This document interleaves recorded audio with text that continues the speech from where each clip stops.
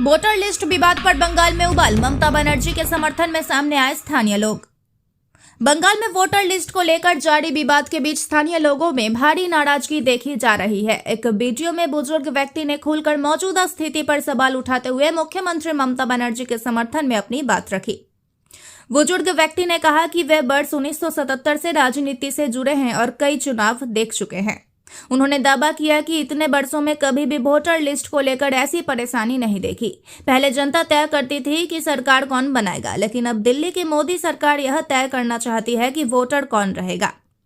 उन्होंने आरोप लगाया कि आम लोगों को जानबूझकर परेशान किया जा रहा है। उदाहरण देते हुए उन्होंने बताया कि एक महिला से उसके पिता का 40 साल पुराना डेथ सर्टिफिकेट मांगा जा रहा है, जबकि उस समय ऐसी कोई व्यवस्था ही नहीं थी। महिला के पति का भी निधन हो चुका है और वह विधवा होकर दफ्तरों के चक्कर काटने को मजबूर है, बावजूद उसके कि उसने आधार कार्ड और पैन कार्ड जैसे दस्तावेज जमा किए हैं। वीडियो में यह भी आरोप लगाया गया कि 18 साल से लेकर 100 साल तक के लोगों को तेज धूप और गर्मी में लाइन में खड़ा किया जा रहा है। महिलाओं को, छोटे बच्चों के साथ और विकलांग लोगों को भी घंटों इंतजार करना पड़ रहा है, जो पूरी तरह अमानवीय है। बुजुर्ग व्यक्ति ने कहा कि जिस तरह बिहार में जबरदस्ती सत्ता हासिल की गई, उसी तरह बंगाल को भी लेने की कोशिश हो रही है। लेकिन बंगाल में ममता बनर्जी है, जिन्होंने सुप्रीम कोर्ट से लेकर हर स्तर पर लड़ाई लड़ी है और पहले ही कैबिनेट दाखिल कर दी है। अंत में उन्होंने साफ शब्दों में चेतावनी दी कि एक भी असली वोटर का नाम कटने नहीं दिया जाएगा। यदि ऐसा हुआ तो लोग सड़कों पर उतरने पर मजबूर होंगे।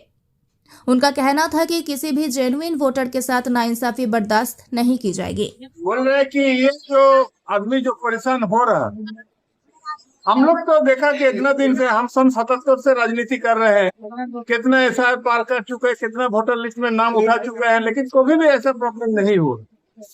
पहले ये ठीक होता था, पब्लिक सोचता था सरकार कौन होगा। अभी दिल्ली में जो सरकार बैठा हुआ है मोदी जी का नेतृत्व में, वो चाहता है कि हमारा वोटर कौन होगा, इसीलिए इतना कांड चल रहा है, कोई कारण नहीं है। नहीं तो देखिए, ये आदमी का ये जो खड़ी है यहाँ पर, इनका 40 साल पहले इसका पिताजी डेथ कर गए, तो उसका डेथ सर्टिफिकेट मांग रहा। उसका पिताजी का डेथ सर्टिफिकेट कहाँ मिलेगा? 40 साल पहले ऐसे तो व्यवस्था ही नहीं था। उसका हस्बैंड का नाम देगा, उसका भी नहीं है, कोई नहीं है, पहले से डेथ कर गया, विधवा है बेचारी। अब दरवाजा घूरा, उसका पैन कार्ड दिया, आधार कार्ड दिया, फिर डेथ सर्टिफिकेट मांग रहा। उसका मतलब है जानबूझ करके आदमी को तंग करने के लिए। माने कोई ऐसे ठीक नहीं है। बच्चा से ले 18 साल से लेकर के 100 साल तक आदमी को जाकर के लाइन में खड़ा कर दिया। धूप देखिए, गरम देखिए, बच्चा लेके खड़ा है, महिला लोग खड़ा है, हैंडीकैप लेके बगल में हैंडीकैप खड़ी है यहाँ पर, कोई मतलब नहीं है इसका। ये चाहता है बंगाल को किस ढंग से, जैसे बिहार को जुगाड़ की जबरदस्ती ले लिया, वैसे बंगाल को चाहता है कि जबरदस्ती ले ले। लेकिन यहाँ ममता बनर्जी है, सुप्रीम कोर्ट में ले करके कहीं को छोड़ा नहीं। हम लोग कैबिनेट दाखिल कर दिए दीदी ने। हम एक भी वोटर का नाम हम लोग बात देने नहीं देगा, वो जो हो जाए। अगर ऐसा होता है पहले हम लोग राजपथ में बैठ जाएगा। एक भी जेन्युइन वोटर को बात नहीं होना चाहिए और हम लोग होने भी नहीं। यही चाहेंगे कि जब से नरेंद्र मोदी का सरकार आया है, वो सिर्फ लाइन लगाने जाना है, वो लाइन लगवा रहा है, आदमी को हैरेसमेंट कर रहा, परेशान कर रहा। शुरू में बोला गया कि 2002 में जिसका नाम है उसको कोई डॉक्यूमेंट कोई नहीं लगेगा, लेकिन चुनाव आयोग उसके इशारों पर चल रहा। जो वो लोग बोल रहा वही चुनाव आयोग कर रहा। अब आदमी को लाइन में लगा दिया। 70 साल 80 साल का मर्द औरत तो लाइन में लगा हुआ है, परेशान है, सबके पास डॉक्यूमेंट से जमा कर रहा। इससे पहले भी बहुत तरह का मैंने एक बार आपको नोटबंदी का लाइन लगाया। हाल है पेपर के लिए कितना आदमी सुसाइड कर लिया, कितना बीओलो सुसाइड कर लिया टेंशन में। शांतिपूर्ण चल रहा है, ऐसा कोई बात नहीं है, लेकिन आदमी परेशान है, बहुत परेशान है। किसी के पास कोई डॉक्यूमेंट नहीं, वो क्या देगा, कहाँ से लाएगा? जो 1987 या 2000 से पहले से मैंने जो है, किसी के पास बर्थ सर्टिफिकेट नहीं है, किसी के पास एडमिट कार्ड नहीं है, किसी के पास स्कूल सर्टिफिकेट नहीं है, कहाँ से कट्टा देगा? बहुत सीधा शरीफ ऐसा आदमी है जो भारतीय है, यहाँ का पैदा हुआ, उसका बाप दादा गुजरा, उसके पास कोई पेपर ऐसा नहीं है, वो क्या करेगा, कहाँ जाएगा? इसके बारे में कौन सोचेगा? प्रेम संबंधों में अंधे होकर एक पत्नी ने अपने प्रेमी के साथ मिलकर अपने पति की हत्या कर दी। यह घटना आसनसोल दुर्गापुर पुलिस कमिश्नरेट के अंतर्गत जमुरिया थाना के श्रीपुर फाड़ी क्षेत्र आसनसोल म्यूनिसिपल कॉर्पोरेशन के 3 नंबर वार्ड के परिहारपुर में हुई। पुलिस ने इस सनसनीखेज हत्या में मृतक की पत्नी मौसमी बावरी और उसके प्रेमी अभिराम बावरी को गिरफ्तार किया है। पुलिस के अनुसार अभिराम बावरी प्रेमिका मौसमी बावरी से शादी नहीं होने की वजह से कई दिनों से उसके पति संजीव बावरी को हटाने की साजिश रच रहा था। आखिरकार उसे मौका मिल गया और उसने प्रेमिका के साथ मिलकर संजीव बावरी की हत्या कर दी। उसने सोचा था कि अब वह मौसमी के साथ जीवन बिता सकेगा, लेकिन इससे पहले ही दोनों पुलिस के हत्थे चढ़ गए। इस पूरी घटना के बारे में आसनसोल दुर्गापुर पुलिस कमिश्नरेट के डीसी ध्रुव दास ने श्रीपुर फाड़ी में प्रेस कॉन्फ्रेंस कर जानकारी दी। उन्होंने बताया कि मृतक का नाम संजीव बावरी है, जो परिहारपुर का निवासी था। प्रारंभिक जांच में पता चला है कि यह प्रेम संबंधों का मामला है। पूछताछ में दोनों आरोपियों ने अपना अपराध कबूल कर लिया है। डीसी ध्रुव दास ने आगे बताया कि दोनों आरोपियों को आसनसोल अदालत में पेश किया जाएगा और पुलिस रिमांड की मांग की जाएगी। जांच जारी है। इसके अलावा फॉरेंसिक जांच के लिए भी आवेदन किया गया है। फॉरेंसिक टीम के आने पर पूरी घटना की तस्वीर और स्पष्ट हो जाएगी। दूसरी ओर प्रेमी अभिराम बावरी ने दावा किया है कि उसने कोई हत्या नहीं की और उसे फंसाया जा रहा है। डेड बॉडी मिला था, तो जिसका नाम था संजय बावरी, 50 ईयर्स से परिहारपुर का रहने वाला है। डेड बॉडी मिलने के बाद उन लोगों का उनका नेफ्यू जो आशीष बावरी एक कंप्लेन भी थाने में दिया था, जिसके ऊपर एक मर्डर केस स्टार्ट हुआ था। और इन लोगों ने कंप्लेन में जिसका वाइफ मौसमी बावरी और उनका एक फ्रेंड अभिराम बावरी का एक स्पेशल फ्रेंडशिप के बारे में बोला था। तो हम लोगों ने कुछ सस्पिशियस पर्सन का अरेस्ट डिटेन किया था। डिटेन करने के बाद इंटरोगेशन किया और मौसमी बावरी और अभिराम बावरी कन्फ्यूज किया इस मर्डर के बारे में। हम लोगों ने अरेस्ट किया है। अभी आज फॉरवर्ड हो रहा है। फॉरवर्ड पीसी मिलने के बाद इन्वेस्टिगेशन का अदर इश्यूज जो है वो हम देखेंगे। सर, मर्डर के पीछे मोटिव क्या था? मोटिव अभी नहीं बताना मुश्किल है। इन्वेस्टिगेशन अभी स्टार्ट हुआ है, बाद में हम आपको इन्फॉर्म करेंगे। मर्डर में कोई हथियार इस्तेमाल हुआ या किस तरह का मर्डर था? अभी बोलना मुश्किल है। डेड बॉडी के ऊपर कोई घाव के निशान दिखे गए? कुछ इंजुरीज हम लोगों ने देखा है। विशिष्ट वाइफ मौसमी बावरी এবং তার বিশেষ বন্ধু অভিরাম বাবরি।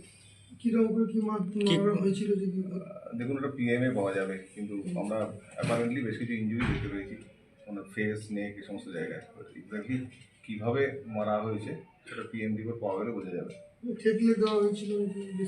হ্যাঁ, ইঞ্জুরি আছে বললাম, তবে কীভাবে ইঞ্জুরিগুলো এসছে ওগুলো পুলিশের পক্ষে এক্সপ্লেন করা সম্ভব নয়। পিএম রিপোর্টে ডেফিনেটলি মেনশন করা থাকবে।